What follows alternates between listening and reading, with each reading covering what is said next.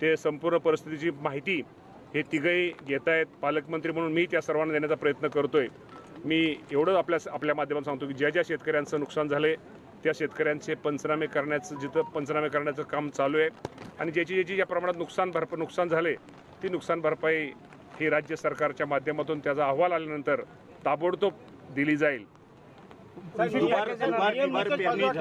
नियम निकष बाजूला ठेवून शेतकऱ्यांसाठी काय विशेष पॅकेज नियम मी आज त्या बाबतीमध्ये निश्चित प्रकारे ही ज्या पाहणी केल्यानंतर हा माझा अहवाल राज्याचे मुख्यमंत्री, दोन्ही उपमुख्यमंत्री आणि राज्य शासनाला निश्चित प्रकारे आम्ही देऊ आणि त्या बाबतीमध्ये निश्चित प्रकारे शेवटी हे सरकार शेतकऱ्यांचं सर्वसामान्य नागरिकांना मदत करणार आहे।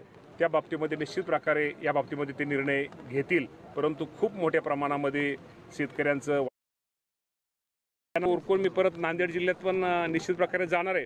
पण राज्यामध्ये सगळ्यात मोठं जे नुकसान झालेलं आहे ते नांदेड आणि वाशिम जिल्ह्याचं, ह्या दोन जिल्ह्याचं नुकसान खूप मोठ्या प्रमाणामध्ये झालेलं आहे। त्यामुळे असल्या नुकसानाच्या काळामध्ये माझ्या शेतकरी बांधवाच्या जे डोळ्यात अश्रू आहे ते अश्रू पुसायचं काम, त्याला एक आधार देण्याचं काम एक राज्य सरकार म्हणून आम्ही सगळेजण त्यांच्या पाठीमागे आहोत। मी या बाबतीत तुम्हाला सांगतो की मी पण शेतकरी पुत्रच आहे।